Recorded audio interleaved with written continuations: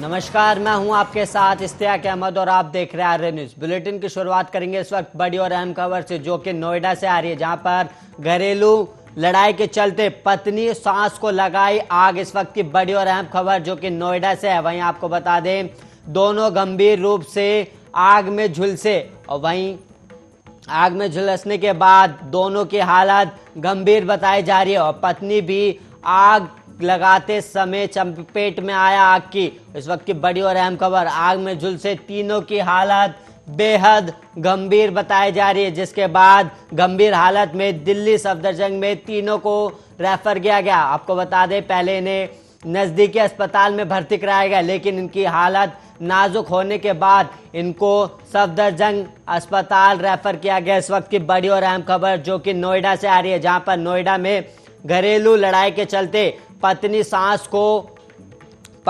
और सास को आग के हवाले कर दिया और दोनों गंभीर रूप से आग में झुलसे। और वहीं आपको बता दें, पति भी आग लगाते समय अपनी आग की चपेट में आ गया, जिसके बाद तीनों की हालत गंभीर बताई जा रही है और आग में झुलसने से तीनों की हालत बेहद गंभीर हो गई और उन्हें आनन फानन में अस्पताल में भर्ती कराया गया, लेकिन अस्पताल में उनकी हालत नाजुक होने के चलते दिल्ली सफदरजंग में तीनों को रेफर कर दिया गया। और वहीं आपको बता दें, सेक्टर 39 थाना क्षेत्र के हाजीपुर की यह घटना है, जहां पर एक परिवार में कलेश के चक्कर में 3 लोग आग की लपेट में झुलसे। वहीं आपको बता दें, पहले पति ने अपनी पत्नी और सास को आग के हवाले किया, जिसके बाद दोनों गंभीर रूप से आग में झुलसे। उसके बाद पति भी आग लगाते वक्त आग में झुलस गया, जिसके बाद तीनों की हालत गंभीर हो गई और तीनों आग की लपटों में झुलस गए, जिसके बाद उन्हें आनन फानन में अस्पताल में भर्ती कराया गया, लेकिन उनकी हालत नाजुक होने के चलते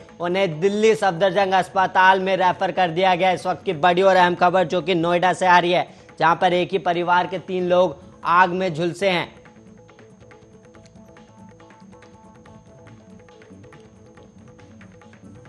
और वहीं उत्तराखंड राजधानी देहरादून के संतला देवी क्षेत्र में मंगलवार रात बादलों ने तबाही ला दी है। यहां बादल फटने से बर्बादी का मंजर पसर गया। और वहीं इससे पहले मंगलवार को दिन भर देहरादून में बारिश का दौर चल रहा था, जो देर रात तक जारी रहा और बुधवार की सुबह भी देहरादून में तड़के बारिश हुई।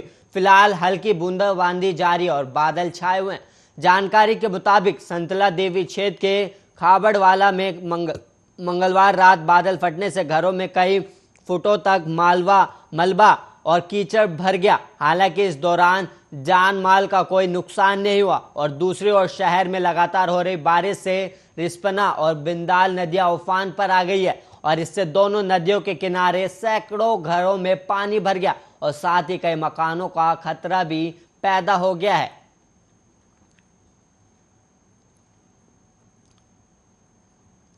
भारत में कोरोना संकट खत्म होने का नाम नहीं ले रहा है। देश में एक बार फिर कोरोना मामले बढ़ने लगे हैं। बुधवार सुबह स्वास्थ्य मंत्रालय की ओर से जारी ताजा आंकड़ों के मुताबिक पिछले 24 घंटे में 37,593 नए कोरोना केस सामने आए और वहीं 648 लोगों की कोरोना के चलते मौत हो गई। और इससे पहले एक दिन पहले 25,467 कोरोना मामले सामने आए थे और वहीं 24 घंटे में 34,169 लोग कोरोना से ठीक भी हुए, यानी कि कल 2,776 एक्टिव केस बढ़ गए। और कोरोना महामारी के शुरुआत से लेकर अब तक कुल 3,25,12,000 लोग संक्रमित पाए गए। इनमें से 4,35,798 लोगों की मौत हो चुकी है। और वहीं अच्छी बात यह है कि अब तक 3,17,54,000 लोग कोरोना से ठीक भी हुए और देश में कोरोना एक्टिव केस की संख्या 3 लाख से ज्यादा है और कुल 3,22,000 लोग अभी भी कोरोना वायरस से संक्रमित है, जिनका अभी इलाज चल रहा है।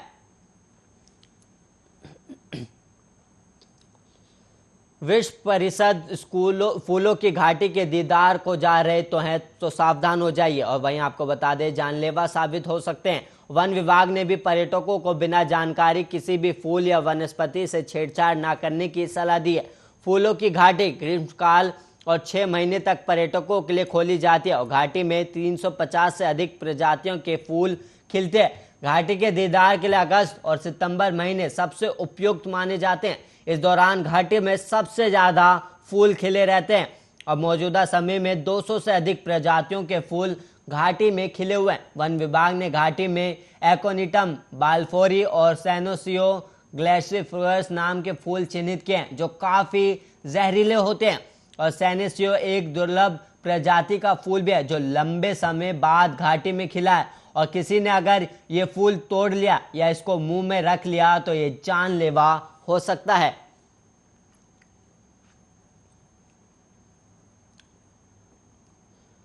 वहीं यूपी के आगरा जिले के 2 गांव में जहरीली शराब का कहर देखने को मिला है, और थाना डोके इलाके के कोराला कला और थाना ताजगंज के देवरी में जहरीली शराब पीने से 8 लोगों की मौत हो चुकी है। और वहीं बताया जा रहा है कि मृतकों की संख्या में और भी इजाफा हो सकता है।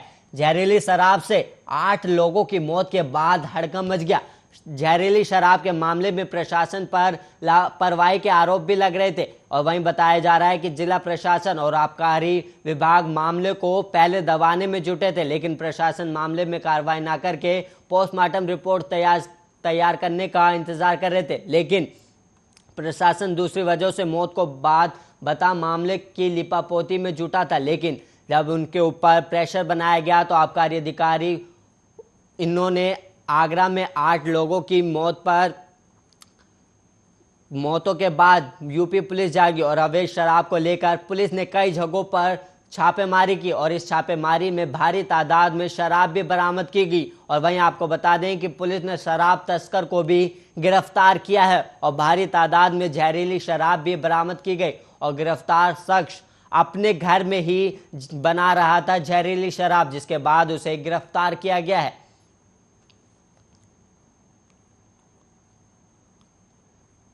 लोगों को ड्राइविंग लाइसेंस बनाने के लिए बहुत चक्कर काटने पड़ते थे, और वहीं दिल्ली सरकार ने ड्राइविंग लाइसेंस बनाने वाली उन्हीं लोगों की परेशानियों को देखते हुए और कोरोना के खतरों को बढ़ने से रोकने के लिए घर बैठकर लाइसेंस बनवाने की प्रक्रिया शुरू की है। दिल्ली के मुख्यमंत्री अरविंद केजरीवाल ने 11 अगस्त को फेसलेस ट्रांसपोर्ट सर्विस लॉन्च की है, और दिल्ली सरकार के सर्विस के तहत 33 ट्रांसपोर्ट सर्विस का जोड़ा गया, जिसमें ऑनलाइन लर्नर लाइसेंस टेस्ट, गाड़ी को रजिस्ट्रेशन, परमिट जैसे कई काम इसमें है, और ये सारी प्रक्रिया अब फेसलेस होंगे। मुख्यमंत्री केजरीवाल ने इस फेसलेस ट्रांसपोर्ट सर्विस को 21वीं सदी के भारत में एक क्रांतिकारी कदम बताया, और मुख्यमंत्री केजरीवाल ने कहा ये एक क्रांतिकारी कदम है। अब फाइललेस ऑफिस की कोई झंझट नहीं होगी, अब सब कुछ घर बैठे कंप्यूटर से ऑनलाइन माध्यम से होगा, और अब लोगों को ब्रोकर से और आढ़तियों से मिलने की ज़रूरत नहीं होगी। और वहीं अब लोगों को ऑफिस सिर्फ ड्राइविंग टेस्ट और अपनी गाड़ी के फिटनेस टेस्ट के लिए ही आना पड़ेगा। 21वीं सदी के भारत में यह एक बड़ा कदम है, और ये सिस्टम बड़ी जल्द पूरे भारत में शुरू की जाएगी। केंद्रीय मंत्री नारायण राणे की मुश्किलें खत्म होने का नाम नहीं ले रही हैं। कल उन्हें सीएम उद्धव ठाकरे के खिलाफ अपशब्द कहने के मामले में मुंबई पुलिस ने गिरफ्तार किया था, बाद में उन्हें जमानत मिल गई थी। अब खबर है कि नासिक पुलिस ने नारायण राणे को नोटिस भेजा है, और नोटिस में राणे को 2 सितंबर को पुलिस के सामने पेश होने के लिए कहा गया। उद्धव ठाकरे पर विवादित टिप्पणी के मामले में ये नोटिस भेजा गया। और वहीं आपको बता दें कि केंद्रीय मंत्री नारायण राणे के खिलाफ इस मामले में अब तक 4 एफआईआर दर्ज हो चुकी है, और राणे के घर पर मंगलवार को हंगामा करने वालों से मुख्यमंत्री उद्धव ठाकरे और आदित्य ठाकरे ने मुलाकात की, और जुहू में कल शिव सैनिकों ने राणे के खिलाफ जोरदार प्रदर्शन भी किया था, और राणे के खिलाफ आपत्तिजनक पोस्टर भी लगाए गए थे। अब हंगामा करने वाले सारे कार्यकर्ताओं से मुख्यमंत्री ने मुलाकात की है।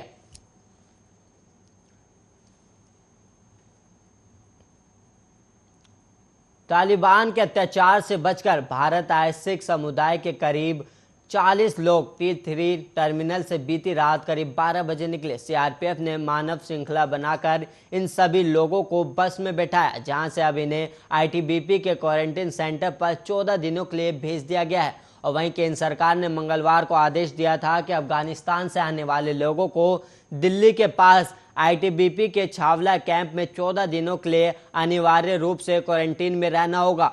दरअसल अफगानिस्तान से भारत आए 146 लोगों में से कम 2 लोगों की रिपोर्ट कोरोना पॉजिटिव आई थी, जिसके बाद केंद्र सरकार ने क्वारंटाइन रखने का फैसला लिया। एयरपोर्ट पर परिजन सुबह से ही अपनों का बेसब्री से इंतजार कर रहे थे। अपने लोगों को एयरपोर्ट से बाहर आता देख परिजन भावुक हो गए। लेकिन भारत सरकार का शुक्रिया करते नहीं थक रहे हैं लोग।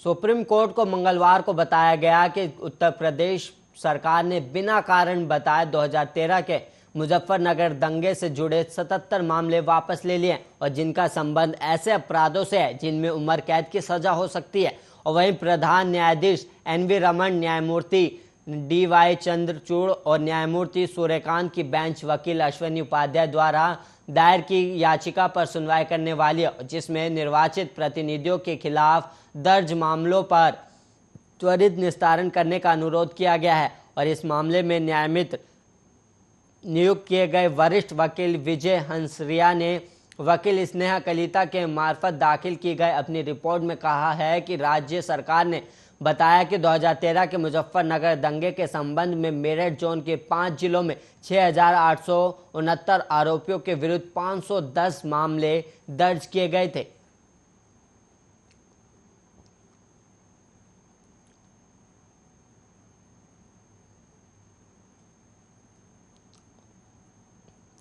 बहुजन समाज पार्टी के सांसद अतुल राय के खिलाफ रेप का मुकदमा दर्ज कराने वाली 24 साल की पीड़िता ने भी मंगलवार को दम तोड़ दिया। इससे पहले युवती के साथी की 21 अगस्त को मौत हो गई थी। 16 अगस्त को सुप्रीम कोर्ट के बाहर युवती और उसके साथी युवक ने खुद पर पेट्रोल छिड़क कर आग लगा ली थी और आग से दोनों गंभीर रूप से झुलस गए थे और दोनों का अस्पताल में इलाज चल रहा था। यूपी के गाजीपुर जिले की छात्रा 16 अगस्त को अपने दोस्त के साथ दिल्ली आई थी। उसी दिन खुद को आग लगाने से पहले उन्होंने एक फेसबुक लाइव वीडियो रिकॉर्ड किया, जिसमें महिला ने पुलिस अफसरों और न्याय व्यवस्था पर आरोप लगाते हुए बताया कि उसने बीएसपी सांसद अतुल रॉय के खिलाफ 2019 में बलात्कार का मामला दर्ज कराया था, लेकिन उसके बाद भी कोई कार्रवाई नहीं की गई।